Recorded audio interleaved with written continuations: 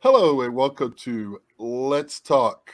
This week, I am very happy to have the happiest man in collecting, Haas of Cards. This man loves his cards. How you doing today? Hey, Big Scott. Appreciate you having me on. And yes, I do. I love cards, and I know you do as well. So I'm happy Yes, to be here with another like-minded individual. Two yes. great collectors here. Let's do All right. it. The first thing I want to clear up is you always wear your Cleveland hat, but you don't live in Cleveland. Just like I have my Washington Caps hat on. It's always confusing. Uh, you live in California, is that correct? That's right. I live in Northern California, just outside of Sacramento. So yeah, Okay. very far away from Cleveland. Okay, well, I didn't realize you were in the Sacramento area. That's a pretty. Do you find a lot of collectors in that area, or? Before I started doing YouTube in late 2019, I'd never spoken to anyone locally about a card ever. Oh, really? so so it's we have 500,000 people here, but Right. it's just like everywhere else. It seems big in our bubble, but Right. for everyone else, it's just they're like, "What are you all doing with cardboard?" You know? Birdman collecting cardboard. Yeah, it's Yeah, same here. yeah, It was hot when people were buying stuff from retail, but that's about it. right. Yeah, because there's a couple other people I watch in that area. I mean, of course, like you said, you see three people from that area and you think the whole area collects, but yeah. Exactly. And you did live which I've heard you mention before, but I guess in your last live stream, you mentioned you lived in the Lynchburg, Virginia area for a That's right. while. Yeah, I lived there for about a decade, and I went to Virginia Tech before I joined the military. So Oh, I have a lot of ties to Virginia, but I also lived in California before I moved to Virginia. But I have never lived in Ohio. My parents, all my other family, are born and raised in Ohio. So all the right, times I was moving around growing up, every summer I was back in Ohio, in Northeast Ohio specifically. So right, every summer I was just in there, with my family, with my grandparents, and they're right. all diehard Cleveland fans, especially the future Guardians, go Guardians, Yeah, and the you say it all the time. Yeah, yeah, and the Browns. yes, The Cavs have always been like a third team in Cleveland, which is ironic because they're the only team that's won a championship in my lifetime. So right, that's I have more ties to the Cavs than anyone else in my family. right. And what I do like about Cleveland is all three of their sport places are like within a block of each other Yep. with the Rock and Roll Hall of Fame. It's all right there. Yeah. That is so awesome. Like I've never been to a game there, but one of my friends lived in Cleveland. I went to visit, and we ate in that area. It's a lot of good restaurants in that area, and I was like, wow, this is pretty awesome. I've never, I've seen two stadiums in the same parking lot, but never like a city block full of stadiums in the Hall of Fame. So that was Yeah. pretty cool. I think the only other place that I saw that was similar, where they had just a bunch of stadiums all together like that, was Colorado. Colorado, it seems like you could just walk around downtown and it's Uh-huh. just pub, stadium. Kind of similar in Cleveland. Just add in like a couple of places to grab some pierogies and you're good to go.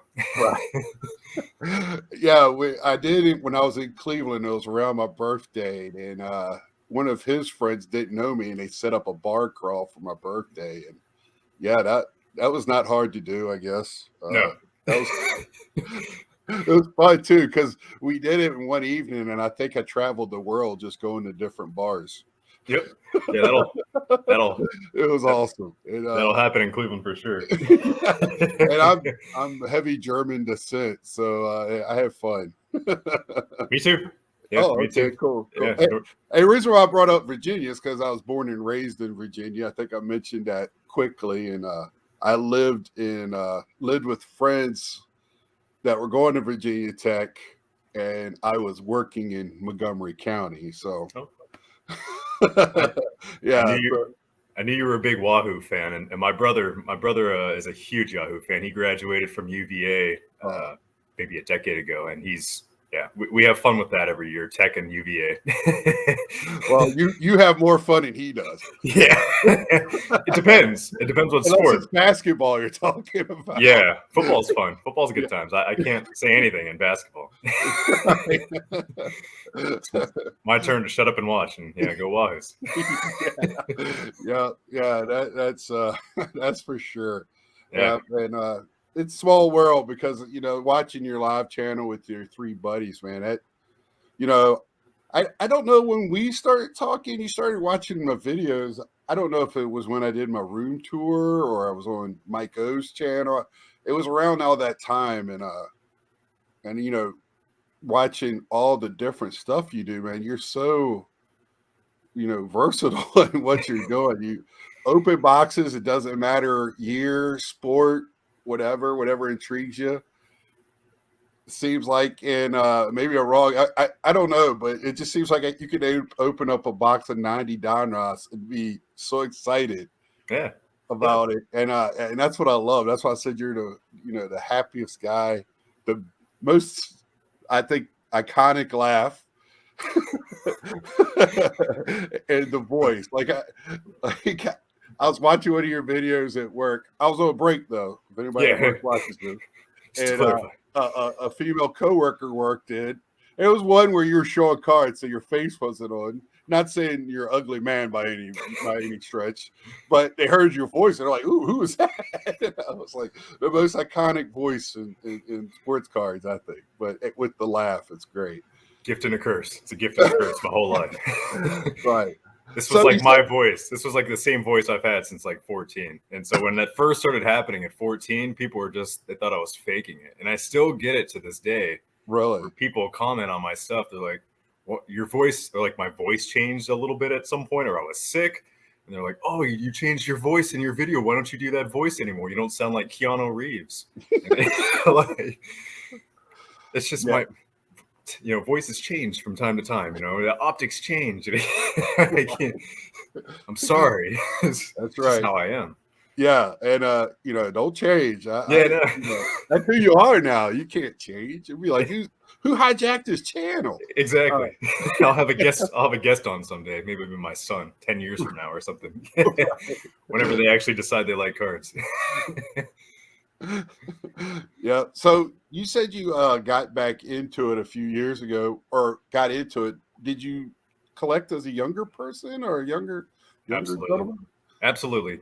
First time I collected was 1989. I remember exactly when I got my first pack. We were moving cross country. One of the many trips we were moving. We were moving at the time from New York to California, old school style, driving across country. I was probably driving my parents crazy. I think they stopped first stop, and my dad, for whatever reason, bought me a rack pack of 88 Topps. I had never collected cars at the time. I was just starting to watch sports, didn't really understand it, but for whatever reason, that rack pack it clicked, and I sorted it and ripped it the rest of the trip, New York to California, that same rack pack, and just hooked for a decade after that. 1989 to about probably 1998. I think I lasted a little bit longer than a lot of people back in the time. I think a lot of people left during the strike. For especially baseball fans, I think a lot of people left during the strike. Yeah, I held on until 98. It definitely tailed off towards the last 2 years, 97 and 98. A lot of products started hitting the shelves, and a lot of products that were at the times more expensive than normal. Like I remember Finest coming out, and they were like $3 or $4 a pack. In 95, that's expensive. All right, that's right. I'm only getting an allowance of $5 a week here, so I have like limited packs I can get when I go to my LCS, and that's a big chunk. Right. So well, I was going to ask, like 98. How old of a person were you in 98? I was just getting to high school, and that's also a big thing too. High school, all my buddies all of a sudden stopped caring about that kind of stuff, and likes changed. It went from baseball to other things very quickly, and cards took the big hit on that one. And really the last 2 years, I was like completely keeping it to myself. I would just buy a pack at a baseball game or at an LCS every now and again, just off the top of my head, and I completely kept it to myself. That's what I was going to ask you. When I hit high school, maybe not so much as a freshman because I was kind of a nerdy anyway, but I was a big sports guy. I kind of started hiding it a little bit as like it was a shameful thing. And Yeah. when I got in my 20s, I slowed down just because financial reasons myself. So that's why I was asking, because it's about the same story, and then later you have a little bit more income, or you just don't care anymore. Yeah. You start getting into it again for I, whatever reason. I think that's exactly it. I've had this conversation with so many others that have come back in the past 5 years. It seems Right. like it's just been like wave after wave after wave, essentially. And I was just part of another wave.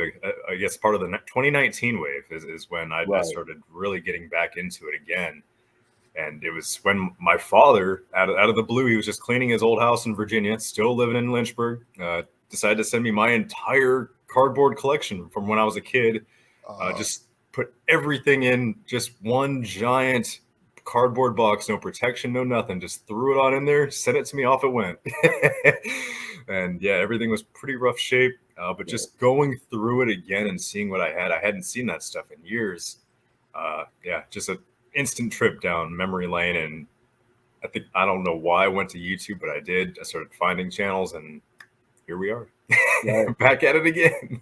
Yeah, that's well. I never really stopped. I kind of just really slowed down, and in 2009, 10, I kind of got into it back, and then really hard for the, you know, just things worked out that way. And Yeah, I think I came back for a little bit. I didn't take off 1998 to 2019. I came back at some point. I was buying blasters here and there, early 2000s, and again about 2010. I got into it for about 6 months. I was just buying strictly vintage at the time. I was buying a lot of slabs, and man, I wish I held on to some of those. But when I came back to in 2019, I decided to get rid of everything and just start fresh, because the old collection was just, it was so stressful to me. It just made no sense to me. It wasn't in the condition I liked. right, That was like my big reset button right there. It's like, if I'm gonna do this, I want to do it right. And I used everything that I had from my prior collection to fund what I do now, right, just to start off at least. And right. some of those cards I wish I had back, but a lot of them I don't think twice about it. And I've bought so many of them back again, and I know I'll keep going. I'll keep buying a lot of those back, especially the PC cards that I really miss. Right. So it's fun to continue to just keep doing it, even 20 Right. years later. Yeah, for me, I had to relearn how to, in this new era. You two helped me how to collect differently than what I used to do. You just can't buy everything, so you have to focus a little bit more. And it sounds like you were into slabs way earlier than I did, because I always thought they were a joke. Yeah, absolutely. And You know, that's just it. I was buying them in 2010, but I still didn't really grasp like the difference. Like I remember going through my older stuff. I had like SGC slabs, I had PSA, old school PSA slabs, right. BGS, BVS, which I don't even think they do anymore. And then even the BCCS ones. And those are the ones that really upset me once I learned what they were, because I just thought everything was equivalent back then. And then, I come back in 2019 and I start actually reading about it through YouTube, through other collectors. I'm like, these BCCS slabs are junk. Like, why is this even an option? It made me so upset that Beckett even offered something like that, knowing like how I held Beckett in the 1990s. Like I was a monthly subscriber to that magazine, and that was the Bible to me. That was like the financial Bible to me. And I to see them do that with grading, and now that I understand what it is, and that was a service by them, man, that upsets me. That disappointed me so much in Beckett. Now you brought it up. Please, not everybody knows. Just touch on what you are upset about. Yeah, so Beckett offers this. I don't know if they still do or not, but at one point they don't. Yeah, see, I haven't graded with Beckett in years, but at one point they offered this grading service called BCCS, which essentially was a very quick grading service and tool, and very cheap at the time, where it would put a very exaggerated grade on your card. A lot of collectors apparently already knew about this that were more seasoned. I didn't when I came back and when I was collecting slabs in 2010. So I was just buying tens. Anything I saw that were tens or nines for some things that were older and vintage. I was buying a lot of T206s too, not tens, but 1.5s I was grabbing. BCCS, the equivalent. I mean, there is no equivalent. I would say its equivalent in the grading world is maybe like GMA is probably the thought product, the respect it gets from collectors is probably somewhat similar to GMA. So it's almost not worth sending or even listing on eBay if you have something BCCS. I would highly recommend cracking it out, unless you just want to sell something in a slab for raw prices. Right. I'm the type of guy, like, before I jump, because I just thought it was the first national I went to. I was wearing a Washington Nationals hat, and the guy stopped me and had a Bryce Harper mini. I won't forget it. The Future Star mini or whatever. He goes, it's a Pop One. And I was like, you're telling me there's only one of these made? I go, I got 3 of them back home. And he was like, no, the grade. And I was like, oh, yeah, whatever. Just walked off. So I came home and I was like, because at the National, they're everywhere. And that year, it was still, people still bought raw. It wasn't like grading took over like it has in the last few years. So I came home and started researching it, and that was one of the things. But I got into the PSA registry, and that's like that's a drug. So absolutely. I fell in love with that. I resisted the PSA registry until about a year ago. And yeah, ever since, that was a whole process of inputting all the PSA cards I already had. And it's just added another element to the PSA orders that are coming back for me personally. Because I used to, before they did all the crazy price increases, I used to submit a lot of PC cards as well. I wouldn't just submit cards to sell. It's right. For a lot of the experienced people, that's what you're doing. You're submitting cards that help pay off your PC. That's right. That's the collector side of you. You're trying to find that balance, right? Mm-hmm. The balance got disrupted severely once PSA started increasing the cost to even $20 a card. That was a tough pill to swallow for me. I'm submitting base cards of random Cleveland Indian players that no one knows outside of people in Northeast Ohio, and and no one collects outside of that, and myself, of course. Right. So it's like, once it costs $20 a card to submit, $25 a card at some point was, I think, the last price PSA started doing for Ultra Modern was $25. That's tough. Like, I don't want to submit a fourth year Michael Brantley, Panini Prism card off for $25. Right. I'll just wait for someone to list it on eBay for $8. Right. And that's kind of the strategy I had to switch to. It's tough. Yeah, it's been a tough, challenging time over the last year. I think when it was like at 12, I sent in a bunch of top stickers from the early 80s for my Gary Carter PSA run. And after that, I just got a Gary Carter back from a LCS, a 10 that I got to show this week. I took a week off because I just had a lot going on this week. But, yeah, I actually got quite a few. I got an SGC order coming back from Mike O's group. So nice. I got a lot of cards coming in right now. I think everyone does. Yeah, it's going to be a avalanche coming through first of the year, I think. Slabageddon is upon us. Yeah, I think I heard you say that before the National, and that was great. Great term. Slavalanche. Yeah. Well, I heard you heard Slavageddon, and that was awesome because that's what it was at the National. And I wish would had more time at the National. Are you playing on Atlantic City? I am. I think I'm permanently hooked now on the National. I remember reading about the National back in like 2010. Again, when I kind of flirted with the hobby again for about 6 months. I remember Bill Simmons writing about it when he used to write for ESPN the magazine, and he did huge features on it.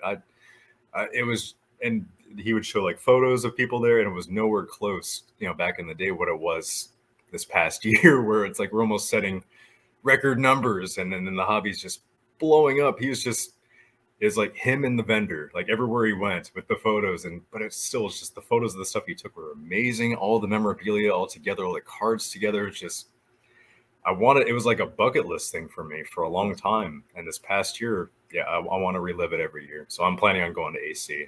I haven't been to AC in forever, so it's going to be interesting. Yeah. I haven't either, but that was by choice. But now, yeah, same. we're east. It was on the East Coast.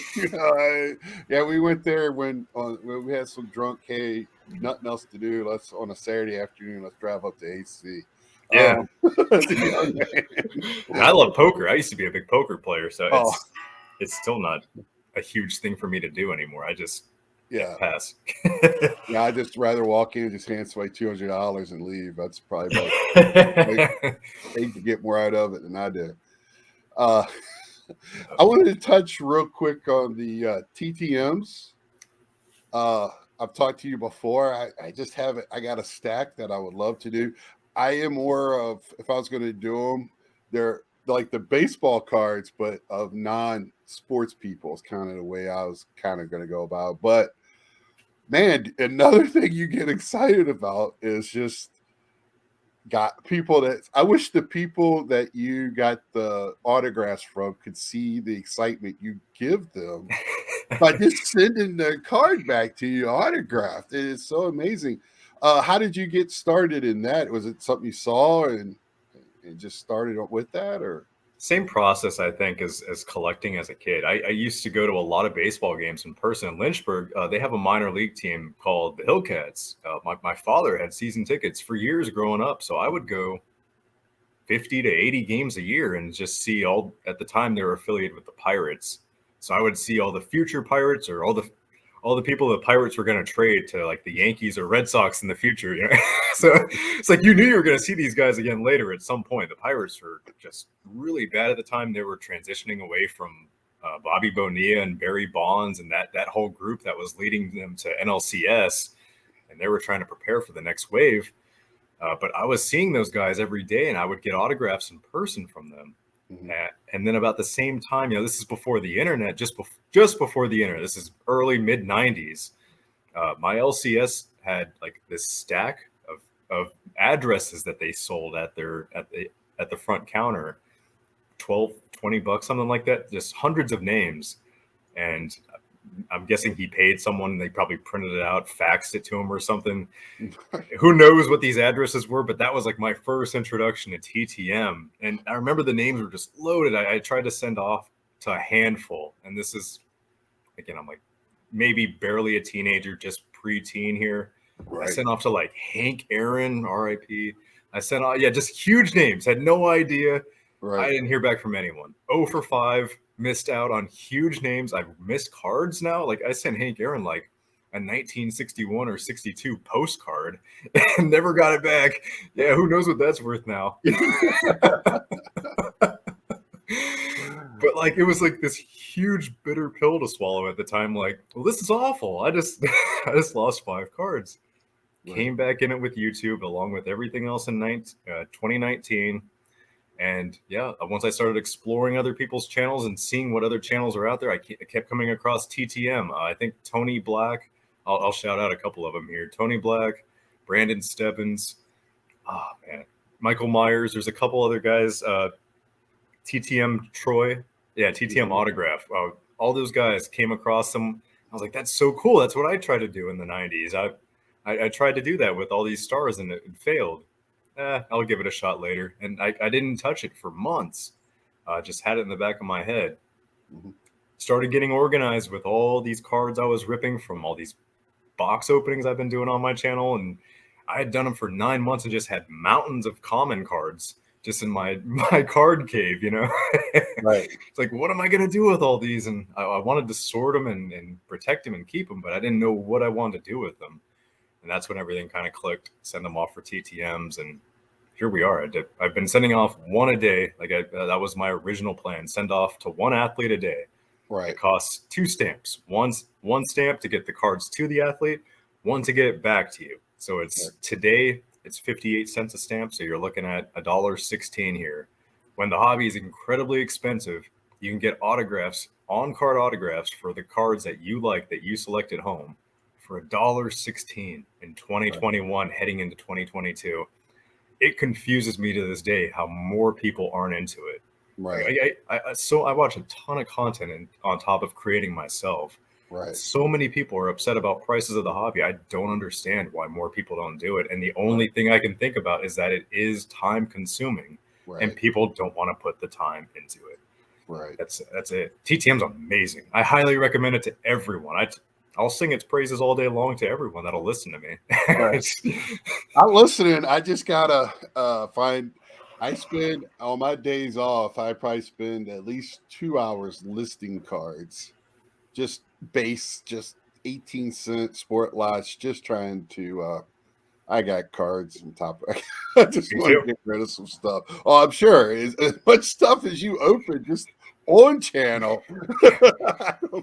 Good. I know, and I open off too. I used to not open anything off camera for like the first year I did my channel. I didn't open everything you saw was what I got. Just the past few months is when I've really started doing things off camera because I haven't had as much time to make YouTube content lately. It's I have 3 kids at home on top of this. I have a full-time job. Like you, I'm listing on eBay because I'm trying to stay relevant and stay alive in the hobby. I try not to go broke in the hobby. You know? Yeah, don't want to go hobby broke. Yeah, no. Yeah, I don't want to fall down that rabbit hole. Yeah, I for eBay I do consignment, so I just ship them to somebody and let them get their 10%. I get the rest. That's been working out pretty well for me. Just trying to get rid of non-PC stuff, and when I say PC, it's a very loose term because if I like it, I'm going to keep it. So that's part of my problem. It's the curse of the collector right there, right? My PC is always expanding. It's always growing. It's like it's just like you. I've always tried to stay, well, not always, but just now. But I've tried to be just Cleveland. But it seems like it's more things are being added to it all the time. It's the ERMZ Project 2020, then it was ERMZ Project 70. Now I'm collecting vintage boxing out of nowhere after the National. It's been nuts. I was going to touch on that because that seems like that's your Instagram project. And I enjoy it because I like looking at different things. I just don't collect. I'm primary baseball cards, primary New York Mets, Gary Carter, but I branch out. I do it. I'm very focused when it comes to baseball and hockey. It's Capitals and Cowboys and University of Virginia players on everywhere. Mm-hmm. But that if I just like the stuff, I would have picked it up. And that's you fell in love with you picked up a couple of boxing cards. You and I want to say his name, Raycon. Yeah, Raycon. Oh, at the National in Chicago, we were just right. You know how much vintage there is at the National. Even this past year when it was flooded with ultra modern, there was still a lot of vintage. Mm-hmm. And I've been on my channel. Obviously, I rip a ton of ultra modern. You're not going to rip vintage cards on your channel, anyone's channel. You're just not going to see that. So it's been missing from my life over the past couple of years, primarily since I've been back in the hobby. And like I've said, I've collected vintage my whole life. Since I was a kid in the 90s, my father gave me his collection at one point in time. Again, not in the best collection, but I had mantles growing up. I had 1960 mantles growing up, not his rookies, but I had many cards of his. Right. I had Hank Aaron's. I've purchased Cy Young cards before that were slabbed. I've had all this stuff before, but now when I came back, I wasn't doing it again. So it felt like I wasn't back all the way yet. Right. And I was just looking for a project that I wanted in vintage, and it just clicked at the National. Nate, just hanging out with Nate, randomly going through tables that whole last day we were there. We didn't have a plan in mind. We just wanted to hang out and just take it easy that last day. Right. And just enjoyed in the moment, and then found a vintage set that just immediately took up our interest, and I haven't turned back. And it's so collectible too. There's only 49 cards, technically 50 cards in the set. One of the cards is like an SSP. It's of Rocky Graziano, who found out he wanted more money. There's like this huge rumor behind his card. Apparently he wanted more money. He didn't know he was going to be featured on it, so he refused to have his name on it after he found out they started printing it. So there's only like projected 10 to 50 copies of that card in existence. And I'd never even heard of this set other than for baseball before. Like I knew I had some Cleveland cards for it, but to find out that 49 of the 50 are very collectible, and then one is just like, it's literally described as the Honus Wagner of boxing cards. I'd never heard that before. Right. Well, now I have. It's like, oh, great. I picked really well this first time I'm going outside of, baseball and my football and basketball. I'm collecting an impossible set to put together, but it's still really fun. It's amazing. And I love finding 48 Leaf, looking for it every day. Right. Well, maybe one of those ones that you could buy like a partial of it or something and take a picture of it and put it in your set. Be my first partial payment. I can make a whole YouTube video on yes. Yeah, because I've gotten on a Star Wars kick with collecting myself. So yeah, I kind of that's my boxing. Comics too. Like I collect comics. I used to collect in the 90s too. Comics and cards were always like my go-to things to collect, and kind of similar to cards in the late 90s. I kind of kept it to myself towards the end when you're going into high school, just all your friends stop talking about it. And now you can't go a month without a comic book based movie being released or a new TV show. It's like, it's cool now. Right. Like, the nerds have taken over. It's lovely. Yeah. Fly my nerd flag.